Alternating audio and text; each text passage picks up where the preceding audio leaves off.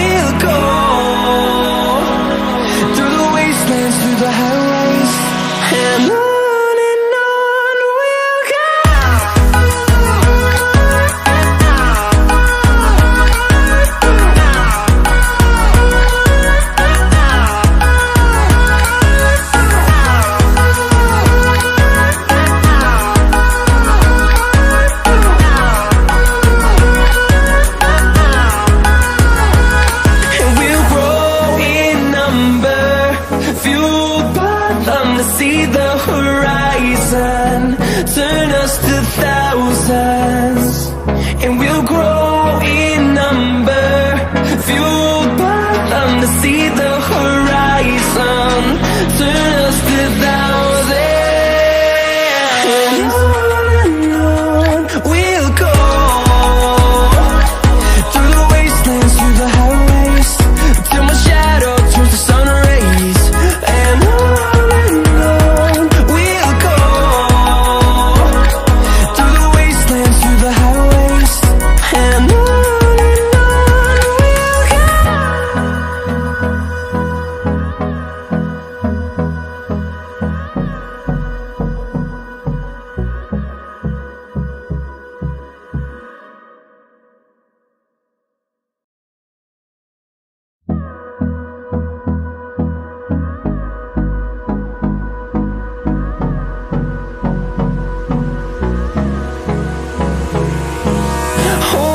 Close till I get up. Time is barely on our side. I don't wanna waste what's left. The storms we chase are leading us, and love is all we'll ever trust. Yeah, no, I don't wanna waste what's left. To everybody present here, on behalf of the Computer Engineering Students Association, or CESA, I welcome you all to yet another webinar from our webinar series, specially created for the students of PCCOE to further our knowledge and set us on the right path.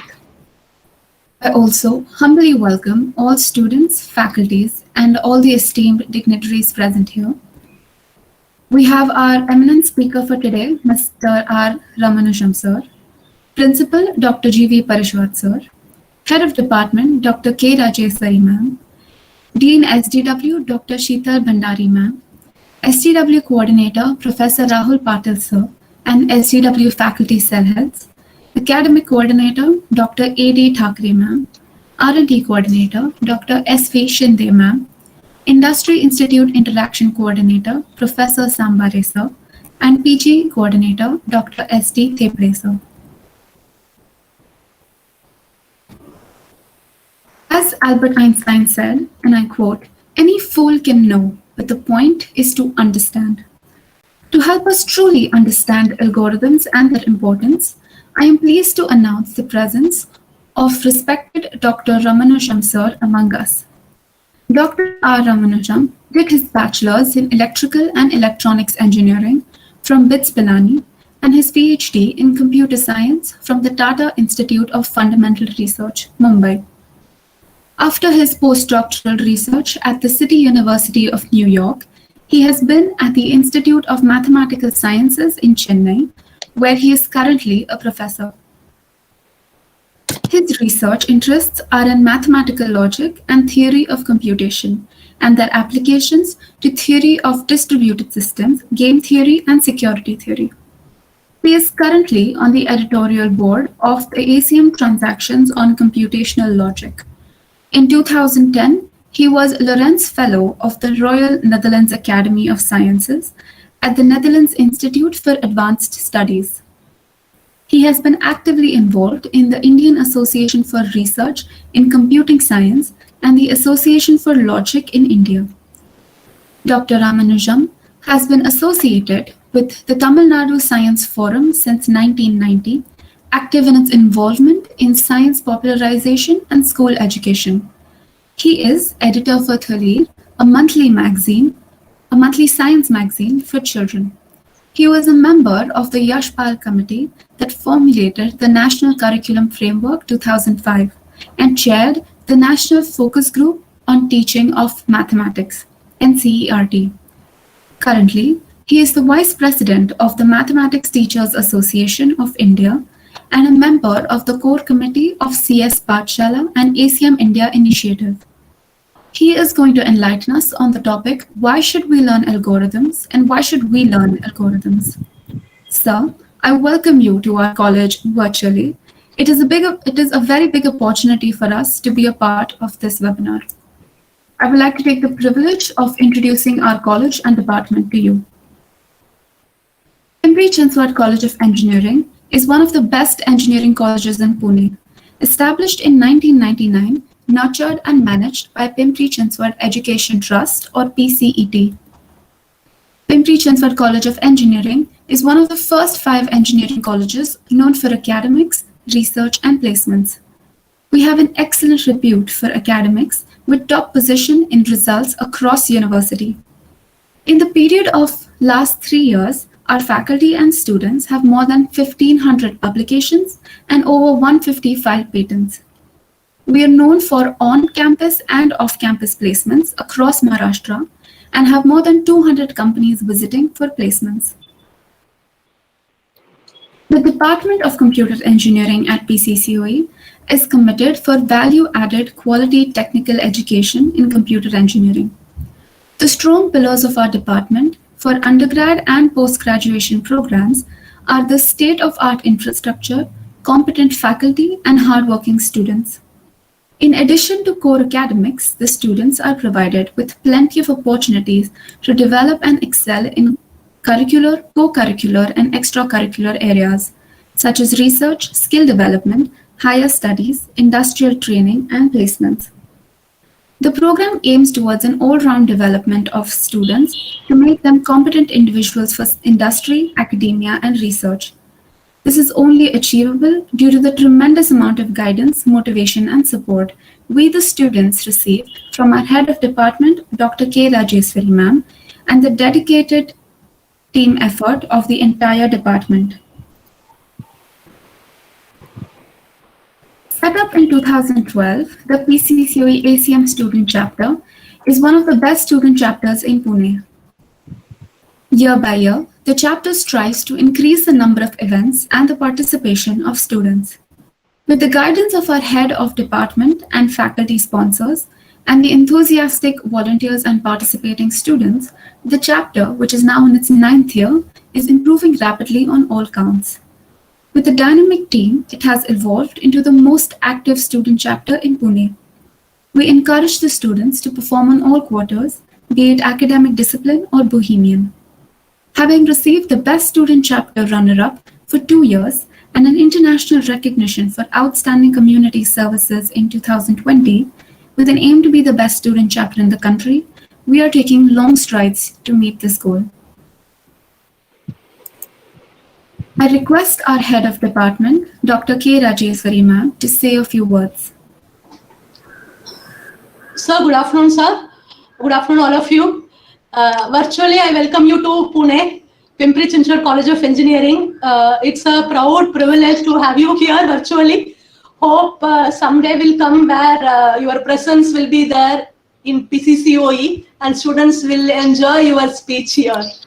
And I have to thank ACM for bringing eminent personalities, distinguished personalities to campus. Because I remember when I joined this institute in 2008 and in 2012 when I set up the professional chapter ACM at PCCOE, the growth after 2012, it was indeed a steep growth. Because when students listen to eminent personalities like you and distinguished personalities, they craft themselves for their future.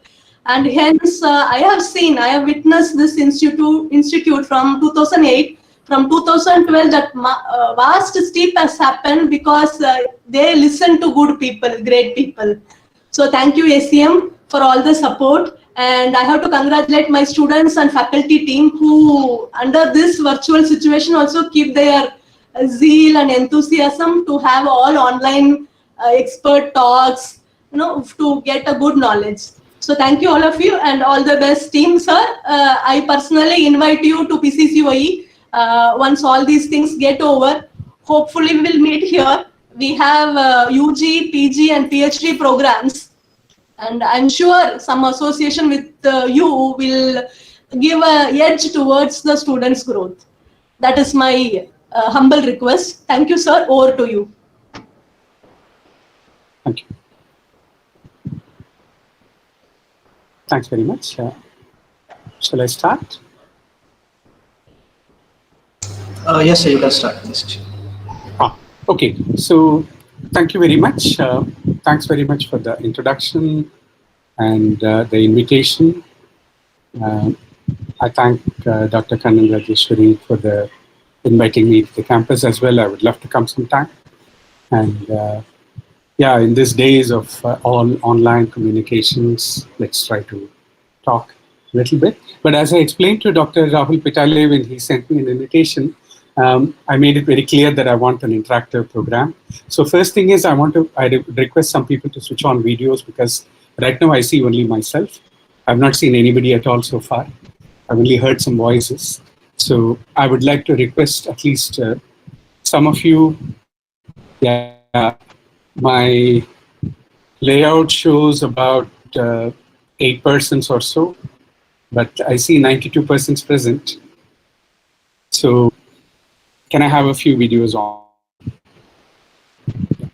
so that I feel like I'm talking to some people. And also I would like people to be responsive and talk, because I don't intend it as a lecture where, I just go on talking to my laptop and then we end the thing. Is not much fun for anyone. So only one video has come on so far.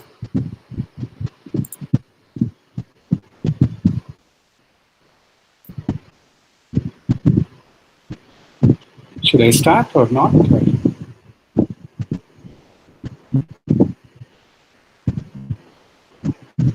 Hello. Yes, sir, you can start. Yes, sir, please start. Yeah, but as I said, I want to look at some people before I start. Yes, sir, the cameras are on. Maybe because I think you should stop presenting. That's because this. Yes. Yeah. Now I can see. This is the point, right? Okay. Very good. And I will start presenting now. And thank you very much for coming for the talk. And yes. Okay. Now I'm going to start presenting. Yeah, so here is the talk. Do you see the screen? Yes, sir. Yes, sir. Very good. Excellent. Yeah, this is very good. And so here is a quote. I'll just read it out.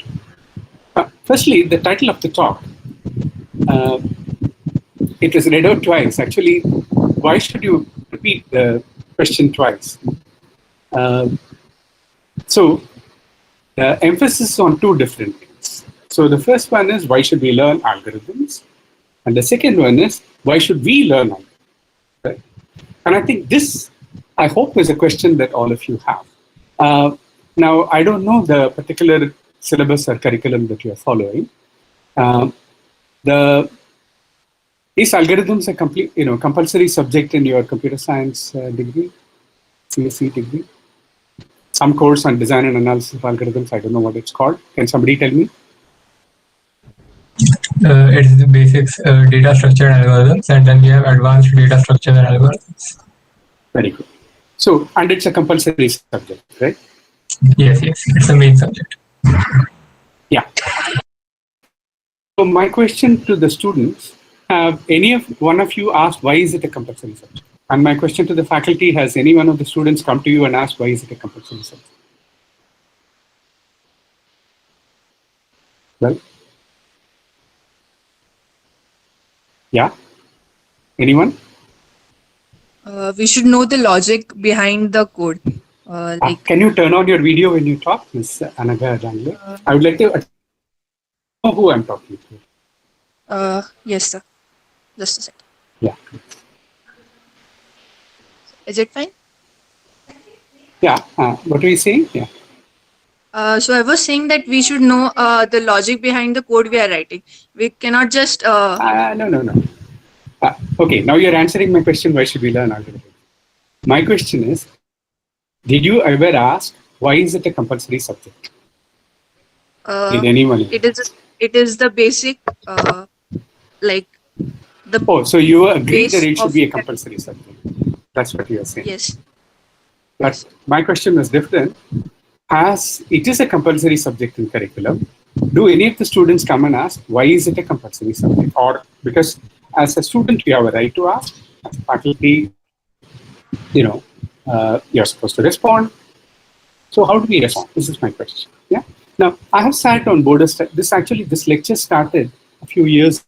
I went to one of the central universities. I'm on the board of studies.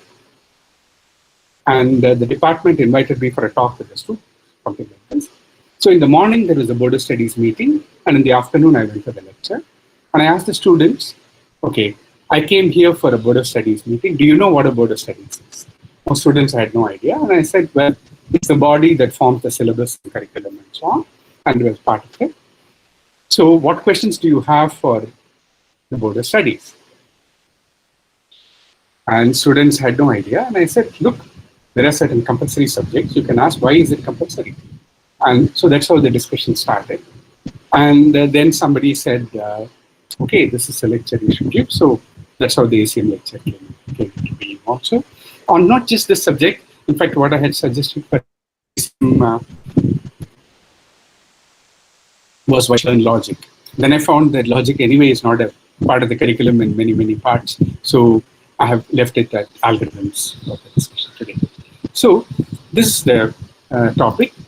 Why should we learn algorithms? And why should we learn algorithms? So before I start, here is a quotation.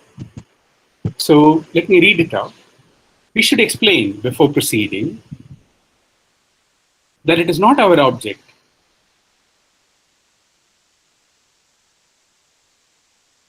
to consider this as an abstract question and number of operations required to be performed during its complete solution. Very complicated English, but I hope you can see the sense of what it is saying. Now, can somebody guess who this is?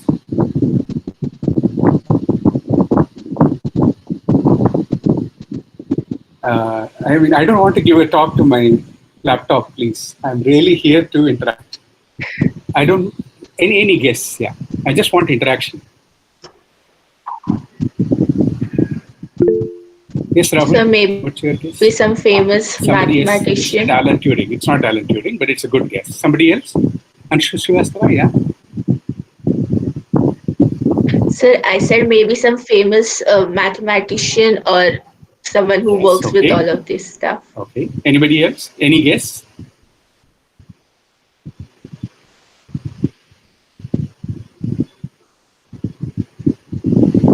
Okay. Okay. So it's Ada Augusta Byron King, Countess of Lovelace in 1843. Do you know who Ada Lovelace was? Again, anyone? Does the name mean anything to you?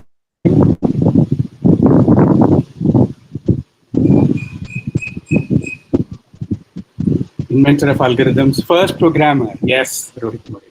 Yeah, thank you. So she was the world's first programmer. And did her coming on which computer? This was Charles Babbage's analytical engine.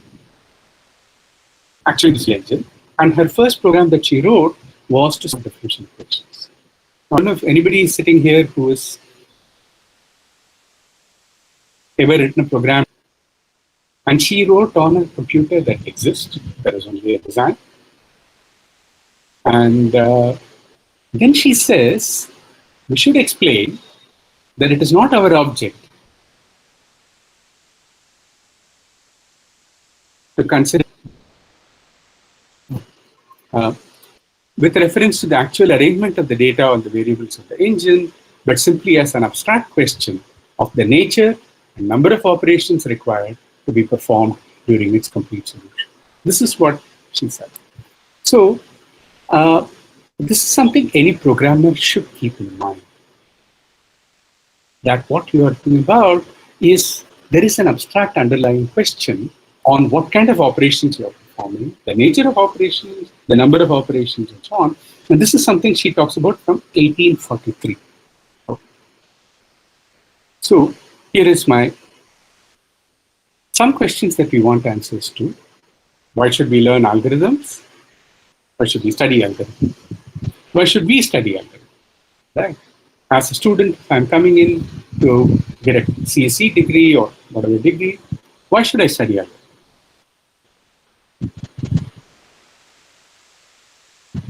Another very important, what can a reasonably sincere student expect to learn from algorithms course? Right? My young friend right now told me that you have these algorithms because they. Is there a way to turn off that sound? Let me try.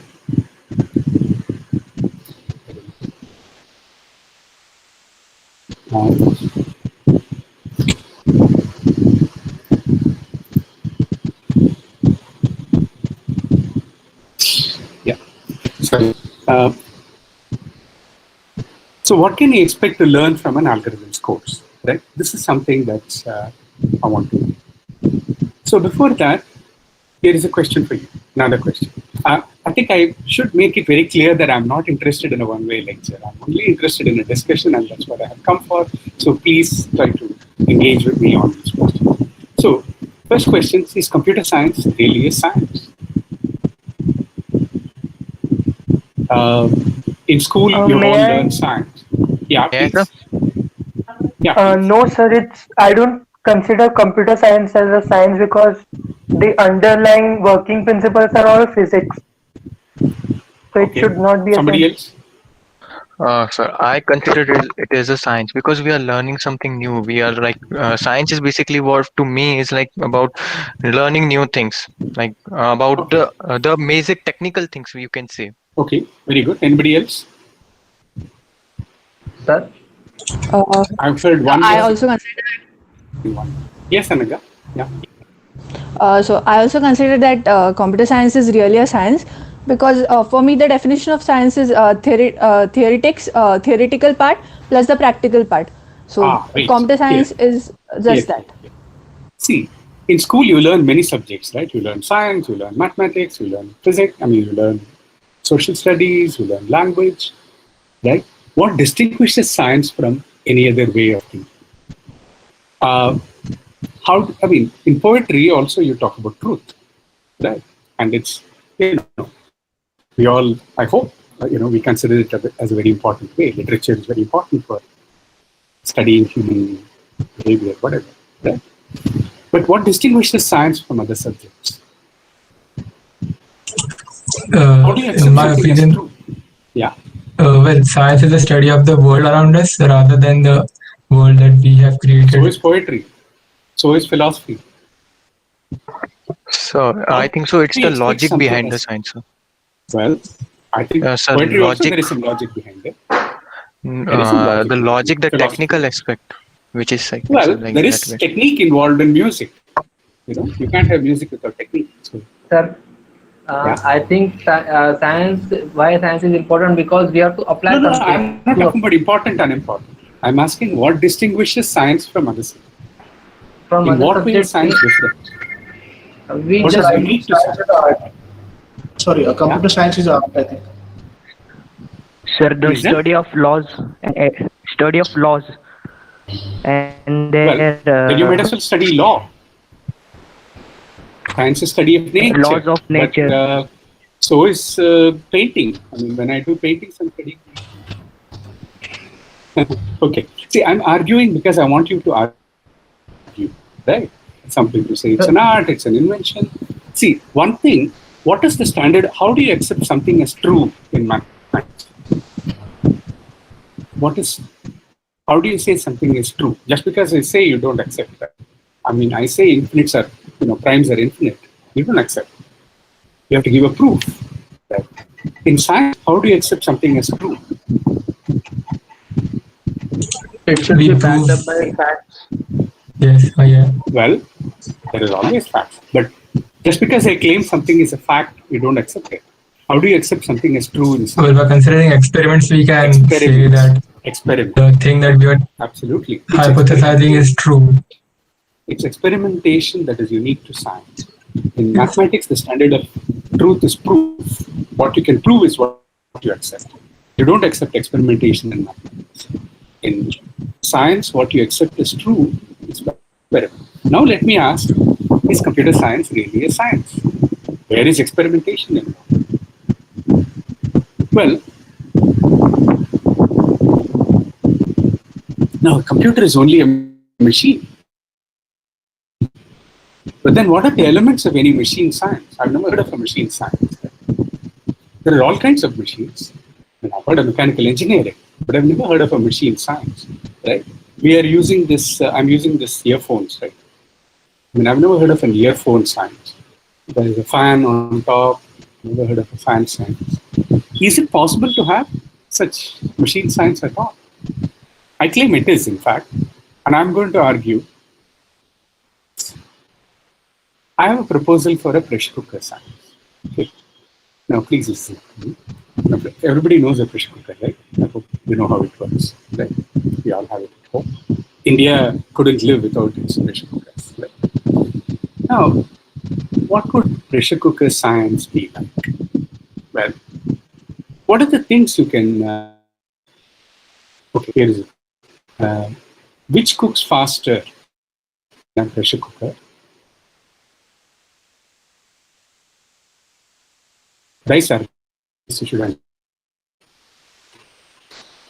Okay, I'm waiting for an answer. Huh? Come on.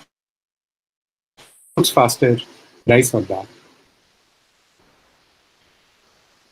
Rice. Okay. Rice. Which cooks faster? Okay. Which cooks faster, dal or potato?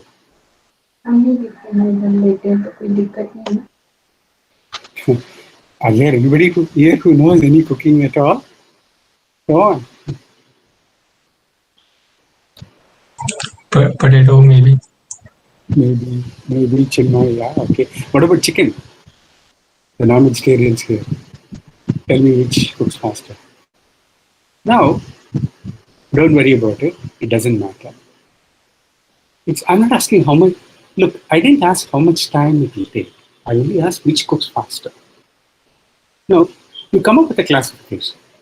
Okay, rice takes least amount of time, then maybe potato, then maybe dal, then maybe chicken, or some meat.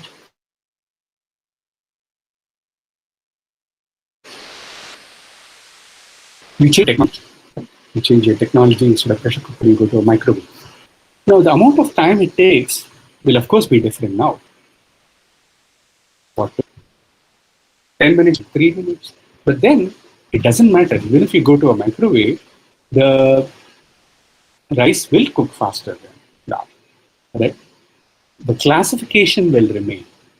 And one of the first things about science is classification. You classify things as living, non-living, solid, liquid, gas, various states. So one of the important things that your pressure cooker helps you is a gradation which survives even if you change your technology.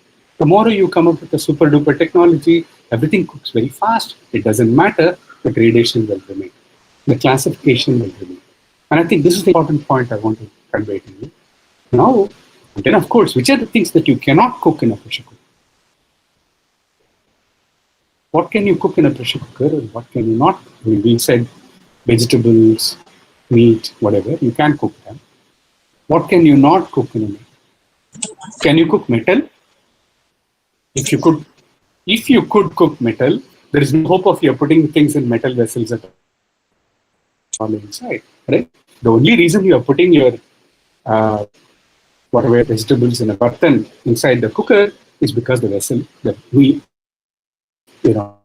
cook. So the pressure cooker now is a tool.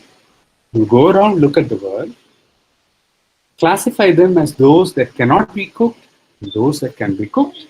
And among those that can be cooked, you classify them as taking some order. Okay, which cooks faster? Instead of cooker, let's replace the word by computer. Right? The computer is a tool to go around see problems in the world. Instead of cooking, you're talking about computing, problem solving. You classify them those problems that can be solved, that cannot be solved. And among those that can be solved, you classify them as, well, this will take more time than this. This will take more resources than this. And you want to do it in such a way that if tomorrow your super duper technology comes, the claim should survive. This is the important point. That's what makes it a science, right? And so this is one paradigm. Yeah, the two paradigms. Pressure cooker you can also study by, so in one paradigm I said pressure cooker, you don't look at the pressure cooker at all. It's only a tool to go around studying the problems in the world, the things that can be cooked and that cannot. Another way is to ask, how does a pressure cooker do its job, right? You know how it does, right? Steam builds up inside, that builds up internal pressure, and that pressure is enough. At some point it reaches threshold, then it can actually lift the weight, and therefore steam escapes, and then it comes down. You can write differential equations to explain this entire process. Right? That's the internal pressure. And similarly for computer science, if you replace cooker by computer, the thing will be theory of computation, programming languages, architecture, operating system, some of these. These are actually looking at the internals of what goes on, and you can describe it. Well, I'm interested in describing it mathematically, you may not. But there can be an operational description of what happens. But it's very important for you to understand from the moment when you press a key on the keyboard to what is actually happening inside the machine, right? And that description should be in a technology-independent fashion. And I think this is very important to understand. When you say science, you mean something that is technology. For computer science, it's 100 times more important than anything else because the technology keeps changing. You know, when I learned in BITS Pilani, the computers, we were very, very happy with just writing a program, compiling it, and getting an output. Oh, this is great. And when I started, email didn't exist, and we were all delighted that we could send a letter and get it like 24 hours. Right? My God, we were so thrilled that we could get answer in 24 hours. When you were sending by post and getting a response, this is a wonderful thing. Right? So technology changes very fast. One thing is for sure, I want the students to understand this very well. In your working life, you're going to see technology that will change completely from today. Right? It won't look anything like today at all. Right? If you hold on to platforms and technology As those platforms and technology becomes obsolete, you also become obsolete. But the underlying science will not change. Right? That's what we want to look at. The core, that's technology. So the paradigm of algorithms and complexity is what you study is not computers at all. You use the computer as a tool. What you study are problems. Problems out there in the world. And we want to classify them as easy and hard. This is easier than that. Sorting is harder than searching. That's a very important thing. Right? So this is the kind of classification that we want. Not how much it takes on a particular computer, because that will surely change. And the solutions are expected to work on a class of inputs. You can't say it works for this, right? Well, because somebody will say input. You should be able to say that it works for all this kind of inputs. You want to be able to compare solutions. Take a problem. I've got a solution. Rahul has got a solution. I want to say which is better. Why? On what basis? And we want to know how the solutions scale. And the scaling is very important. And because in cooking, again, I'm taking only cookers. The recipe that works for a family of 4 is not a good recipe at all when you have 20 people coming for dinner, or if you're cooking for a wedding. So of course you need, as this behavior of how your method, your recipe changes as the number of people increases, is at the heart of the whole subject. And that's a very important thing. Here, again, here's a question for you. What's the hardest problem you ever solved? Can somebody?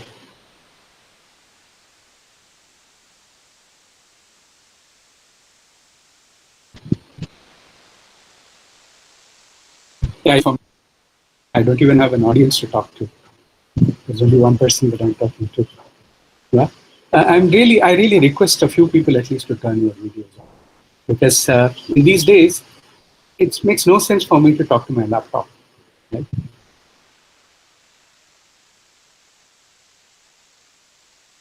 Yeah, and do. Yeah, so here is the question. I'm not asking myself, I'm asking you. Rahul says, yeah, but I don't mean that. I'm talking about in life. Right? Time factorization says parallel. I mean, let me say, for me, getting 2 children ready in the morning for school is one of the hardest problems. A 7-year-old and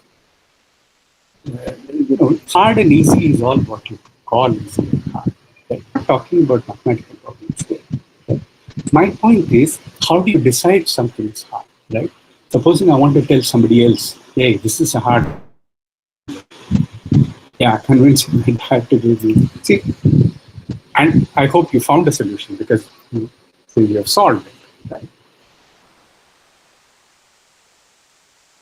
You have you have a reliable method that will work every time. That is the key thinking algorithm, and that's what I want. So, main point is, how do I talk about this? Remember, my criterion is it should be technology independent. Right? That's what makes it a science. Right? It should work not for today, not for tomorrow, but for 2120. Right? I don't know how the world will be, but I know for a fact. I mean, you can think of future citizens, Martians, I don't care. Sorting will take and log in time. Nothing is going to change. In the 38th century, God knows whether human beings will still be around or we have, destroyed this planet. But I don't care. Sorting will take and log in time. Right? That's the kind of thing that I'm really interested in. Yeah. So they ask, why do we consider a problem hard? That's precisely what I'm here for. Listen on. Point is, what is hard for you may be easy for me, and what is we come up with a common. It is a very different and very serious problem. What's hard today may be easy tomorrow. Better technology comes. And so we should distinguish between difficulty and hardness. And they are very, very different things. Many of the mathematical problems that we consider are difficult problems, but they are not hard problems. What we mean by hardness here is as the input, like I said, you cook for 4 people, that's not good enough. Now you cook for 200 people, right? As something about the input changes, I want to see how the solutions change. That's the term used for talking about hardness in this whole paradigm. This is not about difficult problems, right? Now, maybe I'll come back to this later. It's not. Here is an exercise. What happens when you log in? Right? When you use a remote login on your Gmail account, on your mobile, whatever, what happens? Right? Basically, your endpoint, your whatever access point, and a server establish a communication, right? And that establishing of communication happens by some encryption mechanism. Typically, Diffie-Hellman is something that is used. If you know it, you understand it. If you don't worry. The very important thing that you use is what are called one-way functions. Right? Encryption depends on one-way function. Basically, it means that given a text, encrypting it is easy. Given a ciphertext, decrypting it is hard. Whether you have only if you have a key. Okay? Now, how you find one-way function? Okay. Quickly tell me, is 143 a prime number? Somebody? What is 11 times 30? 143. Yeah. So 143 is not a prime number. And this is very simple. Given 2 primes, if I multiply is easy. But if I tell you that here is a number, check if it's a product or it's a prime, it's hard. Now, this is something that, this is a sense of hardness. Somebody was asking me, it's a sense of hardness which you can mathematize. It's not just that you and I find it difficult, that there is some inherent difficulty that things will happen one way. Multiplying it is easy, factorization is difficult. Right? And this is not just with this, polynomials. I think you must have all struggled with it in class 7 and class 8 and class 9, right? You are given some quadratic expression and you have to factorize it, cubic expression and you have to factorize it. It's much easier to multiply than factorize. There are several such things, right? Now, why is that so? It is the job of a computer scientist to find out, again, in a technology-independent fashion, why is it that certain things work one way but not the other? But if you start thinking of such one-way functions, and I assure you, they literally grow on trees. You find them on the street. I'm just give you an example from primary school, multiplication and factoring. Right? There are lots and lots of one-way functions. If you start thinking about it, you will realize that many things are easy in one direction and difficult in another direction. Now, can I prove such things mathematically? Can I set it up? That is something that will give you an intuitive feel for what is hard, what is easy. Why is it that certain things are easy in the small and very difficult in the large? There are certain things which are difficult in the small but easy in the large. That's counterintuitive, but mathematics has a lot of examples of that kind. Statistics is full of that, right? If you take a small set of data, try to figure out all the uniformities, it's very difficult. But as data size increases, central limit theorem comes into play. There is a Gaussian distribution. You can pick something randomly and predict all kinds of nice things happen. So, lots of such examples, but I don't have time to give you examples, but this is just a hint to say that you can intuitively pick up feel for it already.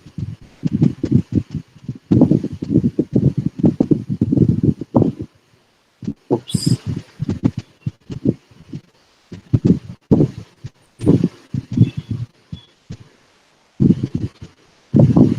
Yeah. Well, I hope you all know that the word algorithm comes from the 9th century Persian mathematician Al-Khwarizmi. Nice long name. 9th century. So this really goes back more than 1,000 years.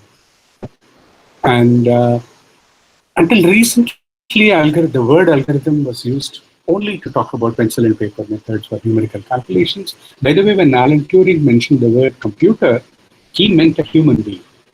Those days, computer was a job, like typist, manager, it's a computer, and the person was supposed to do calculations. Times was full of ads for computers, and computers were typically women in the early 20th century England, in the US. They were all women. I don't know how many of you have seen the film Hidden Figures, right? They used to employ rows and rows of women to do calculations. Right? So computer, and oh, I'm sorry, yeah. So, and the word computer comes from the Latin word picare, which means to trim, prune, to arrange. And so, and one of the earliest algorithms that human beings know comes from 19th century BCE. This is before the Common Era. So this is not, what, a few hundred years ago, right? It's, right now we are in 2020. This is, 2000 years after the Common Era. This is 1900 years before the Common Era. So 1800 plus, yeah.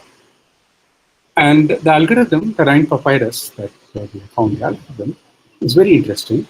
It says if I want to multiply two positive integers in a day, it says, I mean, I'm putting it in modern language, of course. This is not how it's presented. Basically, if one of them is 1, return data, because 1 times anything is that itself. Well, suppose n is an even number, right? Okay, so I want to multiply 84 by 8. What can I do? I multiply 42 by 2a. I've divided one of them by 2 and multiplied by the other. What is the advantage of doing like this? Suppose I want to multiply 84 and 6. I've turned the problem into 42 times 12. Is that better? Well, we'll see. And what if it is odd? What if it was 82? I mean 85, for instance? Well, 42, you must have 42 times 2, and then 1 left, right? 112 is left, and that you add. So 85 times 12, you make it as twice 42 times 12 plus 12. You just have to add. This idea of recursive division, multiplication by the other, balances the two. And that's what the ancients discovered, that in general, whenever you have two things that are unbalanced, you balance them, it works much better. Right? I was told that the first course in algorithms you have that's called data structures and algorithms. The fundamental thing that you learn, there is some voice breaking. Is it okay right now? Yes, sir. It is comparatively okay right now, but sometimes it does break. No. When there is a break, please tell me, and I will, repeat all that. Okay, sir. Okay, yeah? Sure, sir. So feel free to.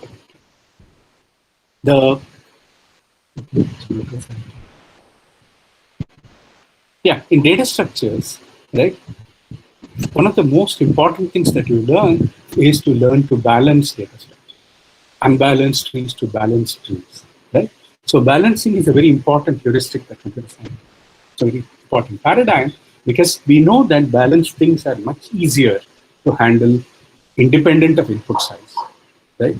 Because unbalanced things work, in small scale, something, but in general, they're hard to as things scale.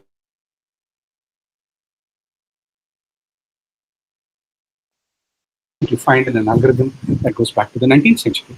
And so what it does, I've titled the decomposition techniques that you learn.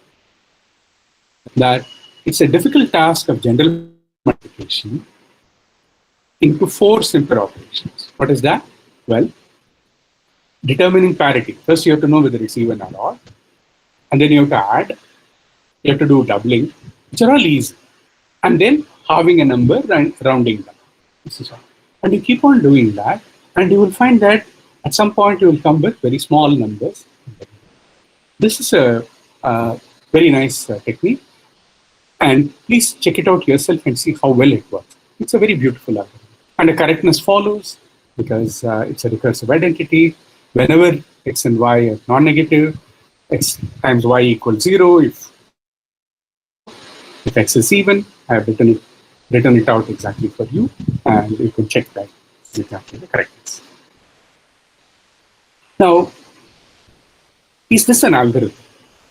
So first thing was to say that the idea of algorithms is to talk about methods, techniques, like in this, somebody 4,000 years ago is telling us how to do it, right? It's not what you do, but how you do it. And that's it, right?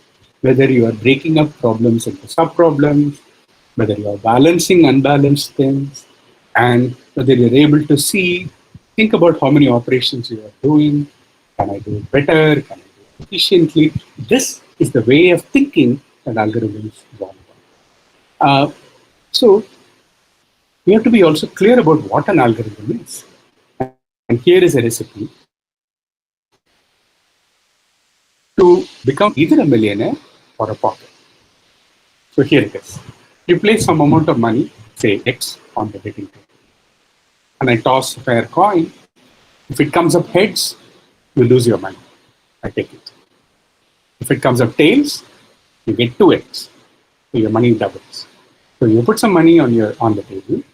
We'll toss a coin and then decide whether you want to continue to keep doing this. Yeah. So who wants to bet with me?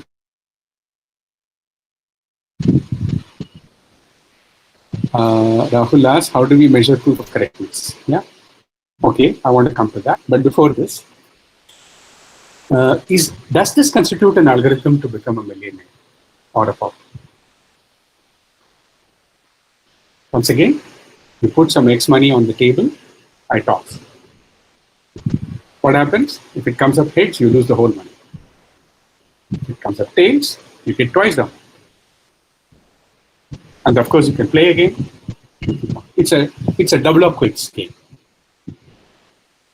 Does this constitute an algorithm for whichever direction, to become rich or to become poor?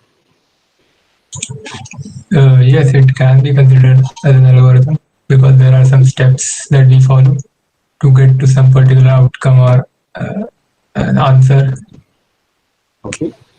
Can I have a show of hands? How many people think yes, it's an algorithm? I've got 2. I want some people to vote. Okay. How many people think no, this is not an algorithm? Okay. I'm seeing some no's. Okay. Several yeses. Okay. Right now, democratically, the yes side is winning. But,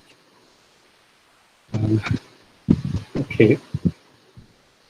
Still, yes is much more than no. Okay.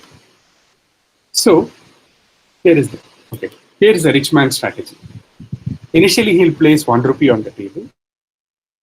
At any stage he loses, he will play again with 2x.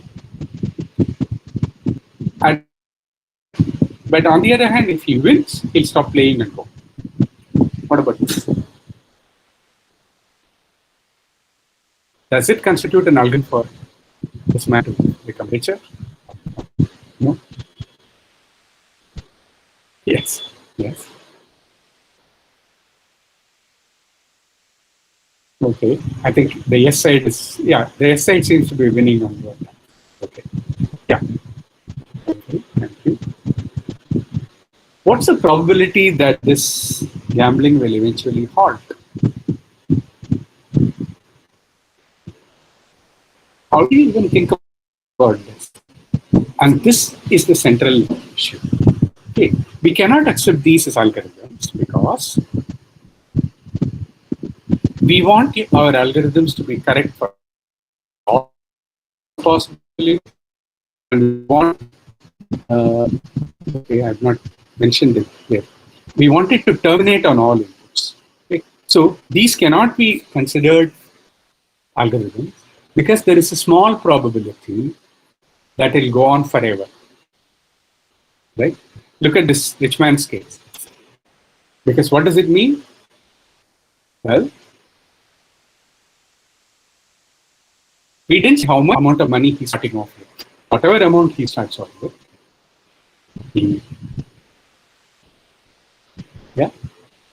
In general, in any, for instance, the first case that I said, right? You put X, and if it comes up heads, so the probable half, you will get 2X, right?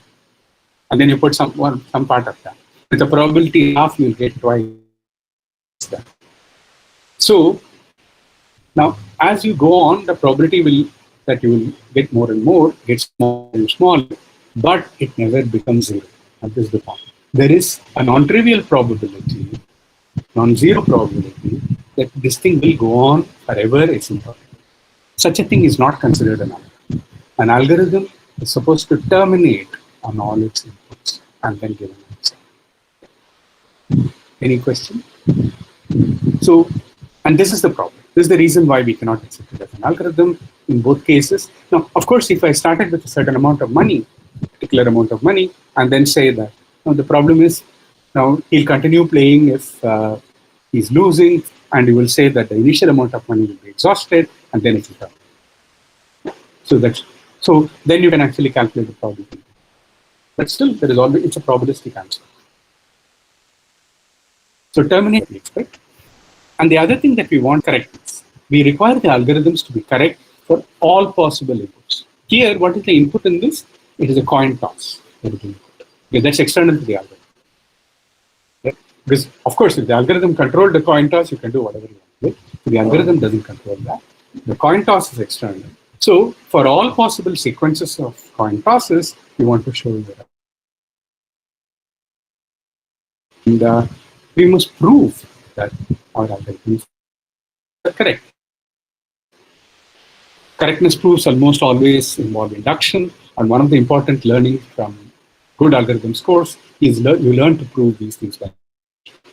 And we have to formally state what it is supposed to be. And that's not easy. How do you say that your program should, you're supposed to write a sorting program, right? How do you specify what it should do? If you say the output should be in ascending order, right?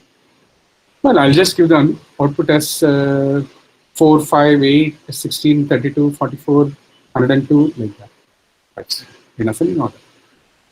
Well, then you'll say, but that is not the same as the input. So unless you specify the output is a permutation of the input and is in ascending order, you're not specifying a sorting program. Why is it important to say that the output is a permutation of the input? Otherwise, I can take the input, sort it, and add a whole lot of junk. That will also be correct. So, stating what your algorithm is supposed to do is as much part of the learning how it does. So, and it's very important to just remember the distinction between the problem and the algorithm. Saying what it's supposed to do without saying how it does it is very important. Because what it's supposed to do is common for all solutions. How it does is different for different solutions, and that's really what it is. And very often I find that students do not appreciate the difference. You say, what is the algorithm? Start explaining how it does. No, I'm not interested in how it does. I want to know what the algorithm is doing. Right? So if you take a program and try to figure out what it's doing, it's very hard for the same reason. So often the hardest part of answering any question is figuring out the right way to answer. Formulating the problem is very often very, very hard. In fact, I would say one of the important learnings that should happen in a good data structures algorithms course is at the end you should be able to formulate a problem in a way such that your algorithmic techniques can be tried. And that's not easy. When you see a problem, especially from some application side, to formulate it in an abstract enough fashion so that you can think about it with a solution. Okay. So the important thing is, typically we want the fastest possible algorithm for any particular problem. And we require our algorithms to run efficiently even in the worst case. And this is very important. You can't say that most inputs will be like this. No, I don't care. It's supposed to work on all inputs and look at the absolutely the worst case that it should work very well. But then the question is, how do we determine the worst case instance? For quicksort, what is merge sort? What is the worst case instance? I think for heap sort, what is the worst case? So these are all very important. And because quicksort works very well with random inputs, but certain inputs it has a problem. So most importantly, I said this is fast or slow. How do we measure time? Right? And measuring time is something very important.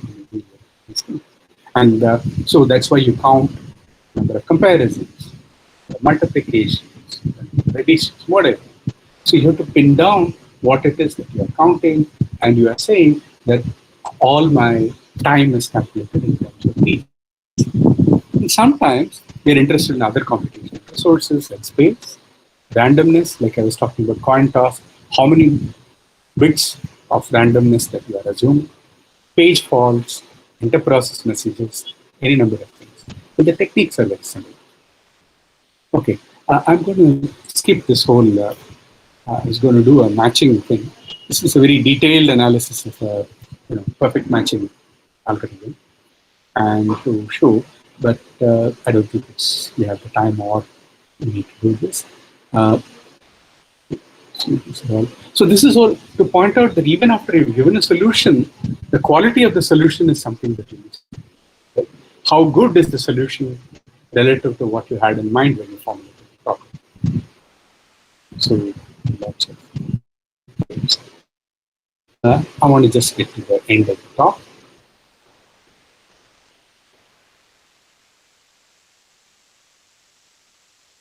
Yeah. In any algorithms course, we pick up a bunch of algorithmic facts. Merge sort runs in theta, even learning the notation, O notation, theta notation, and the amortized time. That means that if I look at a sequence of operations, how much the overall time will take. That's order log 1. We learn that greedy algorithms don't always produce optimal solutions. We learn that the traveling salesman problem isn't hard. I don't think this is things like this. I'm just thinking out a few. But these are not the main point. If this is what you want to learn, you can learn it from Wikipedia. Wikipedia will teach you very well what are the facts of this thing. So it's not somebody was mentioning facts earlier. Facts are not the important things at all, right? But you have to learn some facts. Right? The point is to provide enough intuition and experience to know what to look for. I mean, when the problem, what is it that I should focus on? And that is the training that many of these things are about, right? When do I search? When do I do local search? When do I use the greedy heuristic? When do I proceed in a greedy fashion? And when do I balance my data structure? Right? This is the kind of more difficult but important. What are algorithmic skills? Right? What we study usually is to provide a practice and a lot of analysis and design skills. For instance, and this is the kind of skills that are very important. Finding useful examples and counter examples. Say that for my algorithm, this is the kind of examples on which it will work very fast. This is the kind of examples on which it will take a lot of time. You can answer it fast. You should know it. That's much more important. Right? So that you can compare it with something else. Developing induction proofs. Solving recurrences. Solving recurrences is very, very important. Because otherwise, how will you be able to say that it takes n log n time or n squared times? I'll come to that later. Using big O notation, using probability, giving problems crisp mathematical descriptions, and so on. These are the kind of skills that are very important to learn. So the objective of the course is not as much to teach, particular algorithms. Definitely not for you to run the algorithms yourself on some 5 examples and say, no, that's not the intention at all. It's to develop these skills. And this is all incredibly useful for developing intuition with this either. But then is the main point. The study of algorithms is ultimately about learning 2 skills that are crucial for all computer science. One, intuition. This is a very hard thing to define, right? How to think about abstract computation. Second, language. How to talk about abstract computation. You should be able to communicate what you understand about computation to another. When you look at a problem, right, it's one thing to solve it, another to be able to communicate your solution to another, somebody else who also has a solution in mind, and argue, say mine is worse than yours, or mine is better, or to say mine works better in these cases, yours is bad. Yours works better in those cases.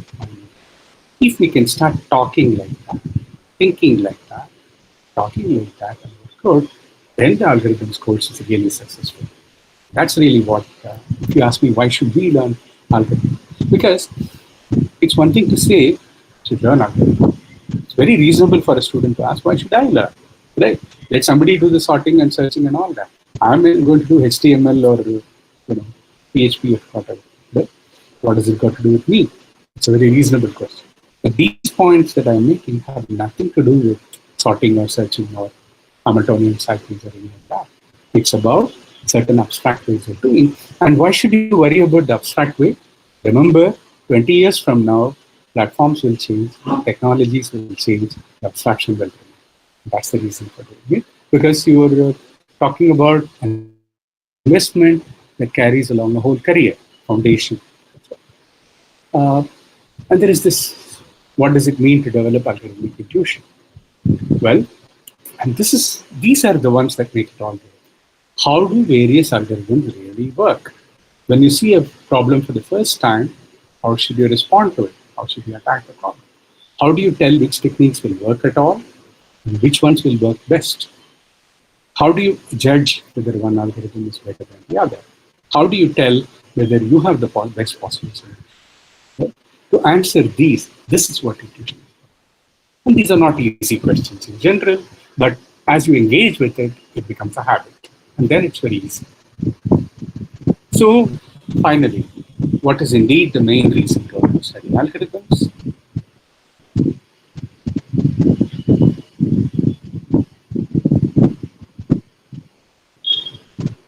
Good algorithms are extremely useful, elegant, surprising, deep, even beautiful. Learning algorithms teaches you a way of thinking, an approach to step-by-step reasoning, and an idea of scale. Importantly, algorithms are fun. And finally, the real reason why it's worth it. Thank you. Here is my email address. People can always write to me with questions. And I will.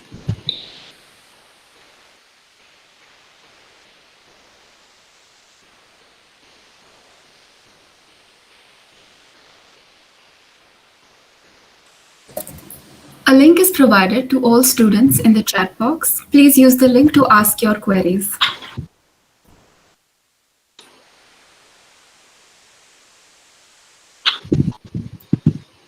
Somebody had this question about how does the factor over its working for all possible inputs? Yeah, I think I answered that. The point is that the input here is the coin toss. Because input is, the coin toss is external to the program. Anything that's external to your algorithm, you call input. Right? I mean, we should probably have called it environment, but this is just terminology that has become standard. And so what you want to say is that it should work on all possible sequences of inputs. Right? So that's why it's not a strategy. But there are certain inputs which don't guarantee you either to become a millionaire, can keep on slating. Right? You can keep on becoming a little bit richer and a little bit poorer. You'll just stay there. And again, such a sequence has low probability, but it's non-zero. Any other questions?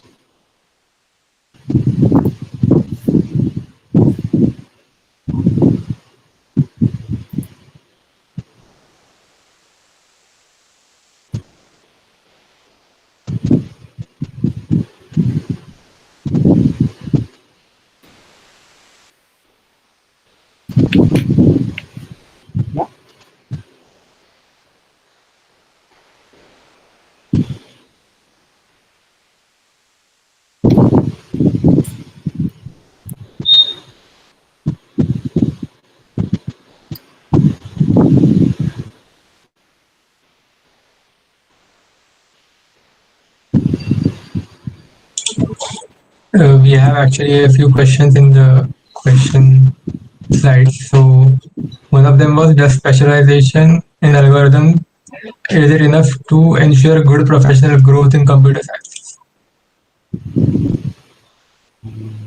Oh, sorry, I missed the slides. How can one become good at data structures?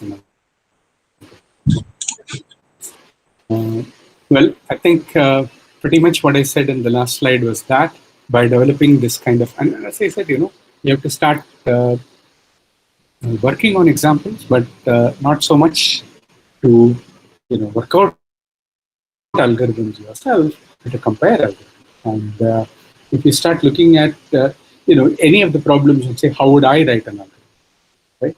And then read what the book says and compare, you start developing. And over a period of time, you also start developing some intuition. And I would say that's really good. How shall we implement algorithms in our lives to make our lives easier? Great question. I wish I had an answer to that. Mainly because I've not talked about dealing with uncertainty, right? It's one thing that, combinatorial algorithms assume inputs to be given and you respond to it, right? Now, life is not like that. It's not even easy to tell where the inputs come from. It's partial, information is partial. And then you make a move, the effect of your move is uncertain. So it's not that easy. But if you're only talking about making our lives easier in the sense of coming up with technology, right? I said pressure cooker, right? It's a piece of technology, but it makes our lives easier. In that sense, yes, you can come up with specific products, specific ways, specific algorithms that answer specific solution problems, and in that way, we cover it. So, just listening algorithms. I don't know whether it does, but it's certainly necessary to put it this way. That it's sufficient. Well, that depends on what kind of particular professionalization you're looking for. You'll need to add, but it's certainly necessary. And this is something that all the big software companies you go to will tell you again and again. It's really problem-solving techniques that it's really important. In fact, a couple of my colleagues, we did a bridge course for Tata Consultancy Services, which now they have made it into a students and young professionals, first to train them into a problem solving, abstract problem solving, heuristics. So they find that very useful. So this is something that the industry people also look for. So I would say yes. Is there something like a most complex algorithm?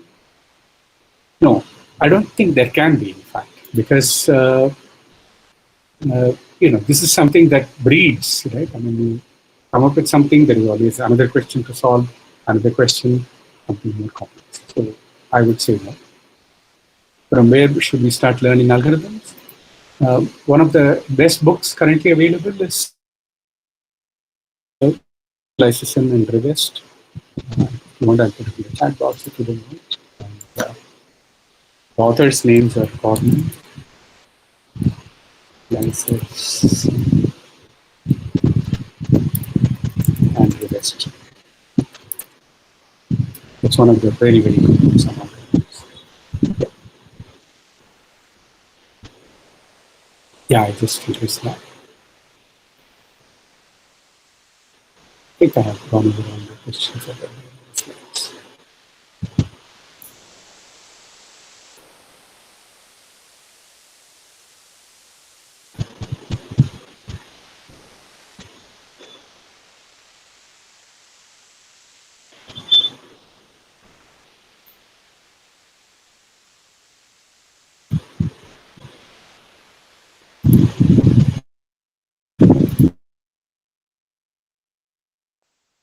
Okay. Anything else?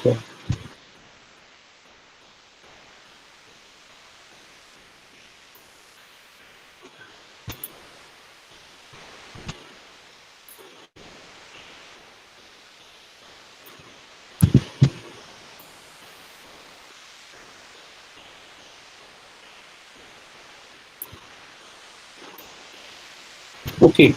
So maybe if there are... Hello?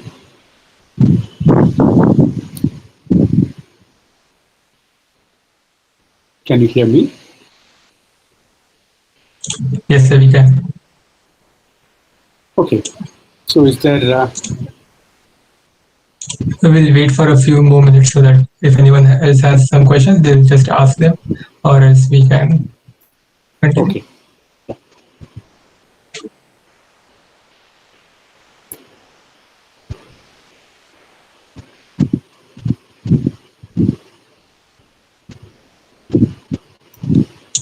Well, I had a question. So recently, there has been this push to teach younger kids, like 6-year, 7-year-old, algorithms and computer science. So is that a good thing, or like should we do that, or we should wait for like after 13 and 14? I think, I mean, if you're really...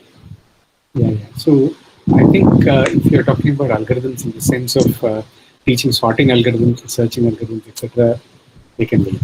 But there's a lot of computational thinking that they do. In fact, if you go to the site cspatshala.org, yeah, so where we do have the kind of things that we would like, this is more computational thinking. I think computational thinking is quite relevant as well. That's something that... So basically developing logic, right? Not basically algorithms, but logic. Yeah, it's not so much, I mean, for children to understand the idea of following steps, right?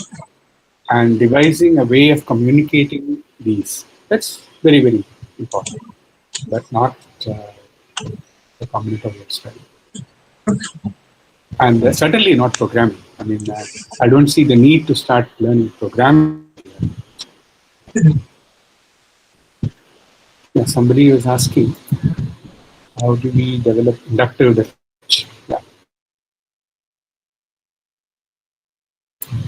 To do with personality, it's only by learning to taking problems, decomposing them, solving the individual things and putting it back that you learn inductive approach. And so I would say that is a general answer. After that, it's a matter of specifics. It's a matter of learning proofs of things. You must learn to start arguing that your solution works for all inputs, all cases. And that, once you start thinking about it, the simplest way is by induction. So inductive definitions become then automatic. Most often, most people don't even prove correctness, and I think that's the problem. Right? Here is a problem, here is my solution. Why does it work? Well, of course it works because I came up with it. Right? I mean, it's a thing that it requires an argument and it requires a way to... That's the beginning of inductive thinking.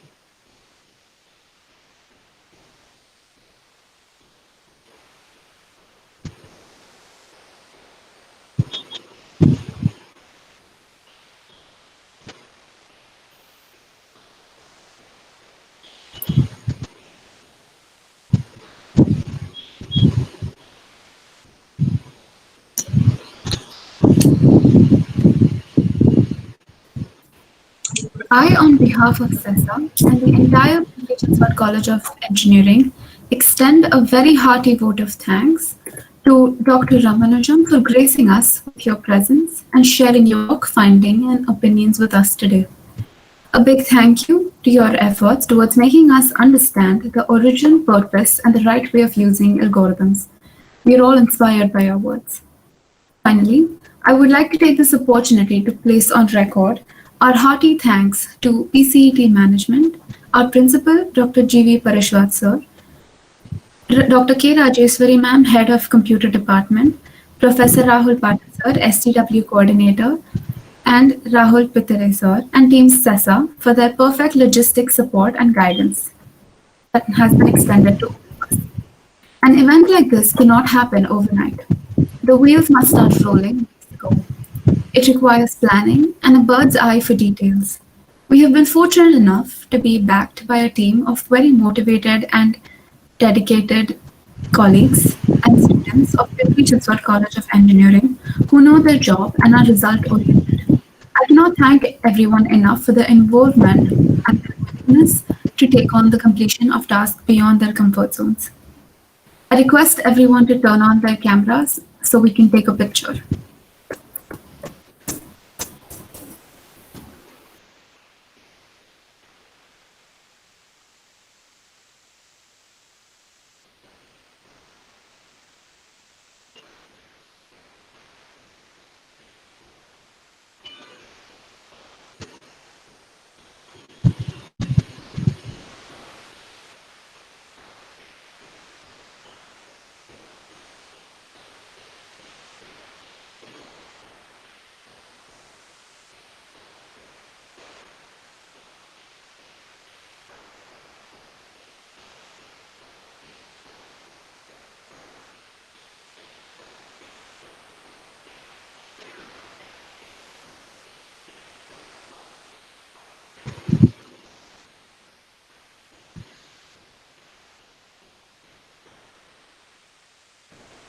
I request CESA members to turn on their cameras.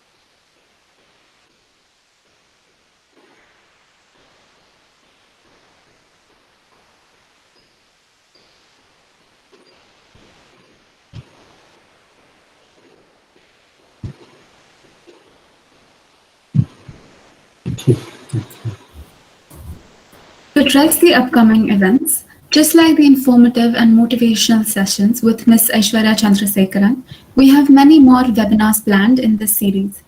We also have multiple upcoming events, namely Anantya, which is our flagship event. Developer Students Club has many ongoing events, so follow them on their social media handles and Discord as well. We also have Hacktoberfest in motion, for which you can register. We are setting up an open source committee and we hope to see you there. Stay tuned for more events to come. All links will be provided soon. Thank you. We will also be providing a feedback form. Please do fill it. It is essential.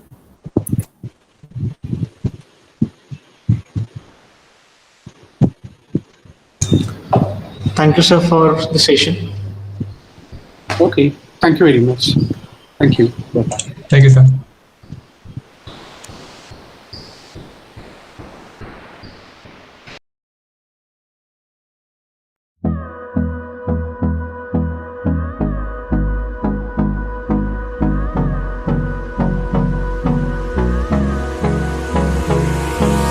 Hold me close till I get up. Time is barely on our side.